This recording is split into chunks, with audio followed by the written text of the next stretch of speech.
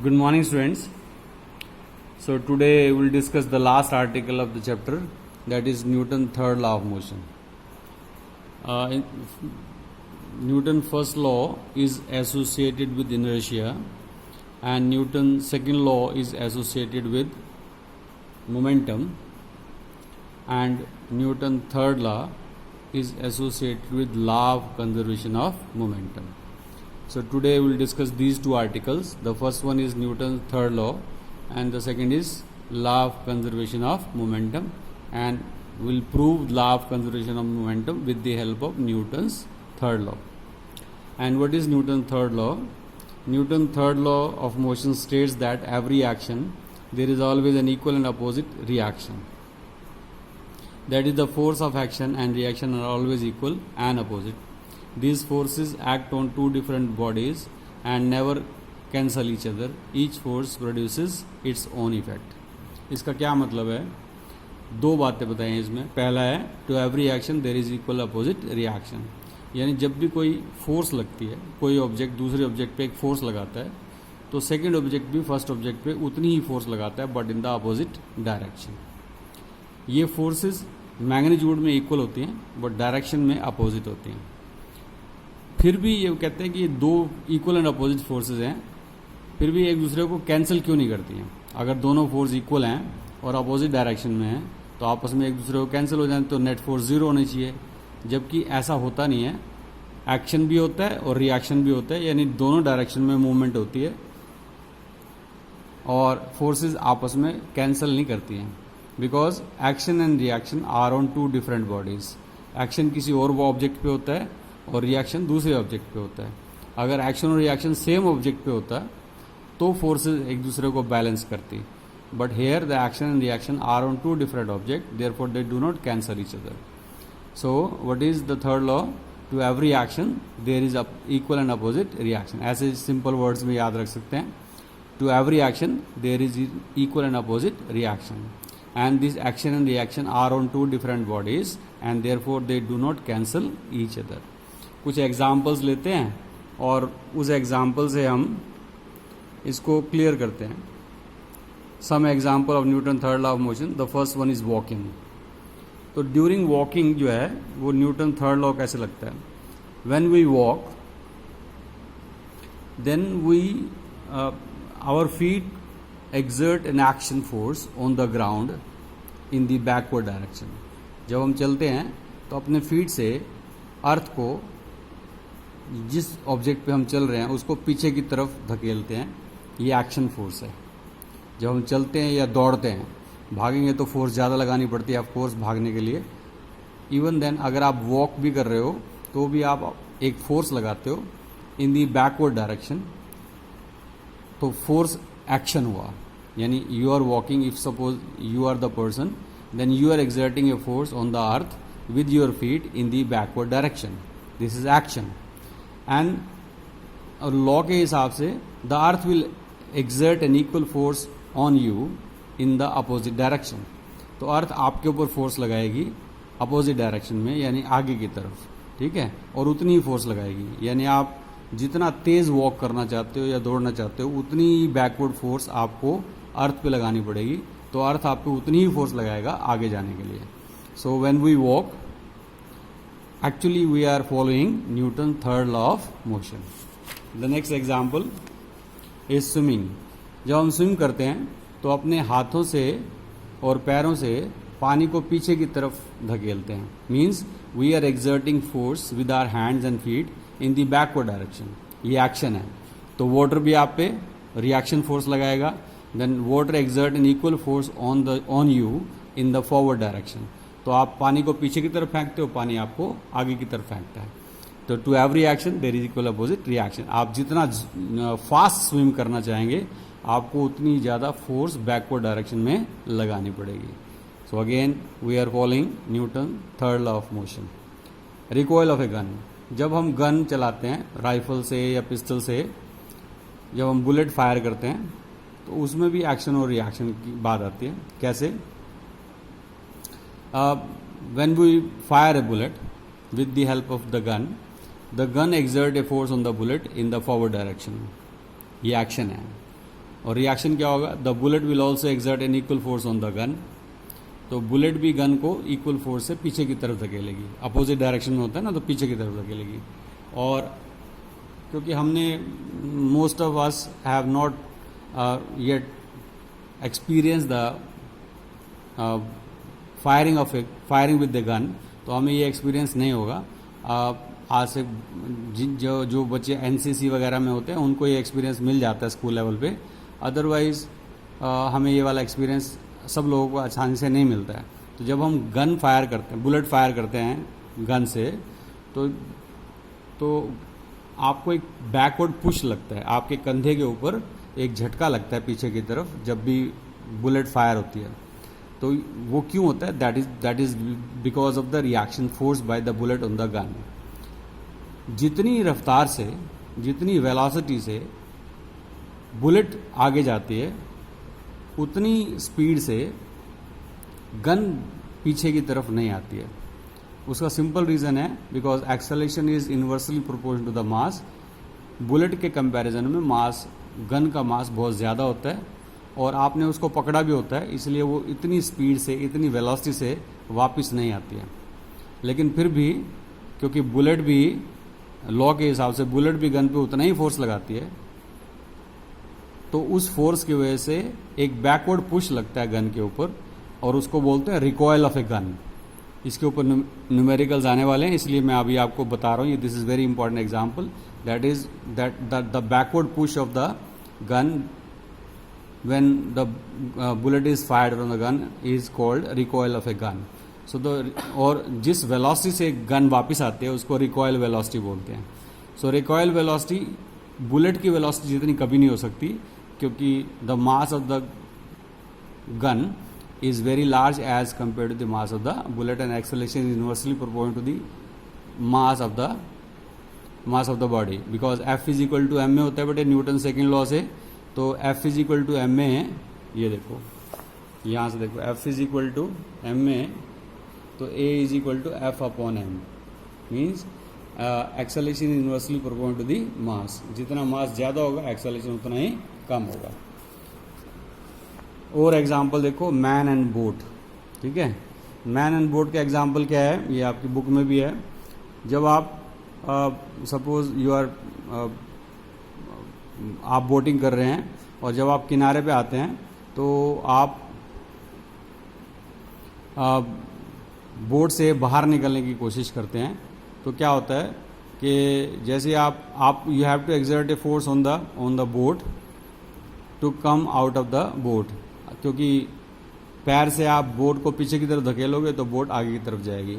या दूसरा एग्जाम्पल भी इसी बोट का एग्जाम्पल है, जब आप बोटिंग करते हो तो ओर से पानी को, अगर वो ओर्स वाली बोट है तो ओर से बोट को, पानी को पीछे की तरफ धकेलते हो। So you are exerting a force on the water with the oars in the backward direction. तो water exert a equal force on the boat in the forward direction. तो जितना ज़्यादा आप फोर्स लगाएंगे पानी को पीछे धकेलने के लिए, उतना ही पानी आप बोट को आगे की तरफ पुश करेगा। तो एक्शन लग रहा है वाटर पे with the help of ores जो आप लगा रहे हो, और रिएक्शन वाटर लगाता है बोट के ऊपर जिससे बोट आगे की तरफ चलती है।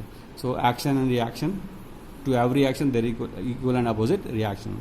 The flying of rocket and jet planes, rocket जब ऊपर जाते हैं तो आपने अगर नोटिस किया है तो आप देखना रॉकेट की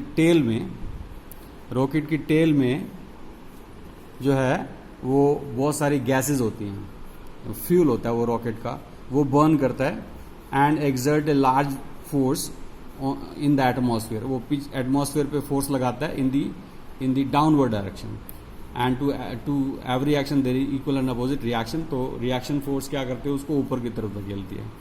इनफैक्ट रॉकेट जितना साइज बड़ा होता है, रॉकेट का एक्चुअल साइज, जो एक्चुअल रॉकेट होता है उसका साइज बहुत छोटा होता है as compare to the whole size of the rocket. बाकी सारे पार्ट्स में फ्यूल होते हैं, क्योंकि उसको काफ़ी ऊपर तक भेजना होता है तो फ्यूल बहुत ज़्यादा चाहिए होता है और लार्ज क्वांटिटी में चाहिए होता है, और स्पेशल टाइप का फ्यूल चाहिए होता है, तो उसको रॉकेट प्रोपेलेंट्स बोलते हैं। तो वो कंटिन्यूसली बर्न करता है and exert a force in the downward direction on the atmosphere, और फिर एक रिएक्शन फोर्स लगती है जिससे रॉकेट ऊपर की तरफ जाता है।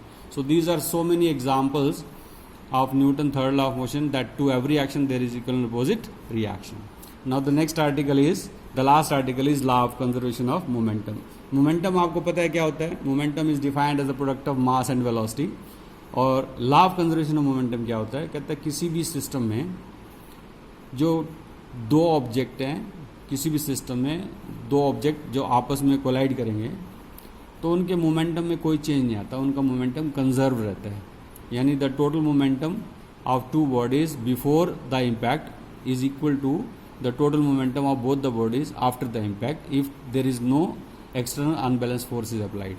अगर कोई एक्सटर्नल अनबैलेंस फोर्स उस सिस्टम पे नहीं लग रही है तो टोटल मोमेंटम बिफोर और आफ्टर सेम रहता है. This is law of conservation of momentum. और अब हम इसको प्रूव करेंगे. देखो, व्हेन टू और मोर bodies interact with one another, the vector sum means the total sum of their linear momentum remain conserved or remain constant and is not affected due to their mutual action and reaction. The only condition is that there is no external unbalanced force should be acting on the system of the bodies. और इसको बहुत ही simple words में बोलें तो ऐसे बोलेंगे, the total momentum before collision is equal to total momentum after the collision if there is no external unbalanced force is applied on it. अब हम इसको प्रूव करते हैं. ये देखो, यहाँ से देखेंगे, ये दो ऑब्जेक्ट हैं, दोनों आप इसको मान सकते हो. ये बड़े वाला जो ऑब्जेक्ट है ये ट्रक मान लो और जो छोटे वाला ऑब्जेक्ट है इसको कार मान लो. दोनों एक ही डायरेक्शन में जा रहे हैं, right, in the same direction. पहली बॉडी का मास ma है और दूसरी बॉडी का मास mb है. और the velocity of object A is ua, initial velocity है तो इसलिए ua है, और बॉडी बी की इनिशियल वेलोसिटी ub है. They are going in the same direction and the truck is following the car. Car आगे और ट्रक उसके पीछे है. और फिर कार की वेलोसिटी ट्रक से ज़्यादा है, यानी कार कम स्पीड पे चल रही है. यूजुअली ऐसा नहीं होता, बट आप इस केस में ऐसा है, कार आगे जा रही है और ट्रक पीछे. ट्रक कार की वेलोसिटी से ज़्यादा है, ट्रक की वेलोसिटी कार से ज़्यादा है, क्योंकि अल्टीमेटली कोलिजन होना है इन दोनों का. और यहाँ पे दोनों का कोलिजन होता है, यानी ट्रक पीछे से आगे कार को टक्कर मारता है फॉर टाइम टी. तो वो ये कह रहा है, क्वेश्चन क्या है या लॉ क्या है, वो ये कह रहा है कि एक्सीडेंट के बाद, इस कोलिजन के बाद, क्योंकि ट्रक कार को पीछे से टक्कर मारेगा और उसके बाद क्या होगा, दोनों, यानी कोलिजन के टाइम पे तो ऐसा हुआ, उसके बाद एक्सीडेंट होने के बाद, कोलिजन होने के बाद वो रुके नहीं है, आगे चलते जा रहे हैं. और जब झटका लगेगा पीछे से कार को ट्रक से, तो उस टाइम पे दोनों की वेलोसिटी में चेंज आएगा. और अब मान लो फाइनल वेलोसिटी जो है ट्रक की v है और कार की vb है. मास कांस्टेंट क्वांटिटी होते हैं, मास में कोई चेंज नहीं है, मास दोनों का वही है. बेसिकली क्या होगा कि क्योंकि पीछे से ट्रक ने कार को टक्कर मारी है तो कार की वेलोसिटी बढ़ जाएगी और ट्रक की थोड़ी कम हो जाएगी. But there is a change in their velocity. तो वेलोसिटी में चेंज आएगा, क्योंकि मोमेंटम मास इंटू वेलोसिटी होता है, तो उनके मोमेंटम में भी चेंज आएगा. लेकिन लॉ ये कहता है कि एक्सीडेंट कोलिजन के बाद भी दोनों का जो टोटल मोमेंटम है, अलग अलग दोनों का मोमेंटम चेंज होगा, बट टोटल मोमेंटम दोनों का सेम रहेगा. जितना पहले था कोलिजन से उतना ही बाद में रहेगा. हम इसको प्रूव करते हैं. The total momentum of both the object A and B will remain same after the collision. ठीक है, before and after the collision same होगा. तो हम देखते हैं इसका मोमेंटम क्या होगा before collision, mass into velocity ma ua. इसका क्या होगा, mb ub. तो दोनों का मोमेंटम क्या हो जाएगा, ma ua plus mb ub. This is the total momentum before the collision. और आफ्टर द कोलिजन क्या होगा, इसका मोमेंटम आएगा ma va और इसका mb vb. Mass into velocity, mass into velocity. The total momentum before collision should be equal to total momentum after the collision. इसको हम prove करेंगे. तो हमने अभी बताया कि इसका मोमेंटम ma ua और बाद में mb vb होगा. इसका टोटल मोमेंटम mb ub और बाद में mb vb होगा. तो the change in momentum of object A, change in momentum of object A, momentum of A after collision minus momentum of A before collision. यानी इसका momentum पहले होगा ma ua और बाद में ma va. तो चेंज इन मोमेंटम क्या आएगा, final momentum minus initial momentum. M A V A minus M A U A, ये हो गया change in momentum for object A. Rate of change of momentum के लिए टाइम से divide कर देंगे तो टी से डिवाइड कर दिया, ये rate of change of momentum हो गया। इसी तरह से and when both the bodies collide with each other, they exert a force on each other. Object A exert a force FAB on object B, and B will exert equal force on object A in the opposite direction. Let the force be FBA. So FBA and FAB are equal and opposite forces. So similarly, equal force is exerted by B on A, that is FBA, and that FBA is, because you know that from Newton's second law of motion,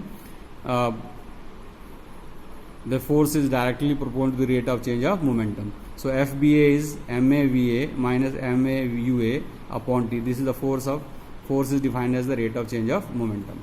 Similarly, the rate of change of momentum of B is MBVB minus MBUB upon T. Now, according to Newton's third law of motion, FAB and FBA both are equal but in the opposite direction, that is FAB minus FBA. Equal का मतलब दोनों का magnitude same, और minus sign का मतलब they are in the opposite direction. Both the forces are equal but in the opposite direction. Now we have FAB and FBA, दोनों की value हमारे पास है, दोनों का वैल्यू पुट कर देते हैं. तो यहाँ से T से T कैंसिल हो जाएगा, और जब हम इसको इधर उधर लेके जाए परमुटेशन इसका करेंगे तो आएगा MBVB plus MAUA VA is equal to MBUB plus MAUA. Means total momentum, ये टोटल मोमेंटम बिफोर कोलिजन है और ये टोटल मोमेंटम आफ्टर कोलिजन है. So this has been proved that the total momentum before collision is equal to total momentum after collision. This is law of conservation of momentum. तो इसको मैं एक बार फिर से आपको जल्दी से समझा के दिखा देता हूँ कि कैसे होता है. देखो, मान लो जब ये कोलिजन होगा, इसका मास आप m1 ले लो, इसका m2 ले लो, और आसान करने के लिए m1 m2, और वेलोसिटी ले लो u1 u2, और यहाँ पे v1 v2, तो और आसान लगेगा आपको. तो जब ये इस पे फोर्स लगाएगा तो उस फोर्स को हम बोलते हैं FBA. This is the force exerted by body B on A. That is force is directly proportional to rate of change of momentum. Rate of change of momentum आएगा m1 v1 minus m1 u1 upon T. Force is defined as the rate of change of momentum, and the first object will also exert a force on B. तो उसका rate of change of momentum क्या आएगा? m2 v2 minus m2 u2 upon T. This is the force exerted by body A on B, and this is by force exerted by B on A. Both according to Newton's third law, FAB is equal to minus FBA, because both the forces are equal and opposite. Now put the values. m2 u2 minus m2 u2 upon T is equal to m1 v1 minus m1 u1 upon T. ये T से T cancel हो गया. अब इसको cross multiply करेंगे तो हम ये इधर ले आएंगे. देखो m1 u1, इसको इधर ले आओ और इसको इधर ले जाओ. m1 u1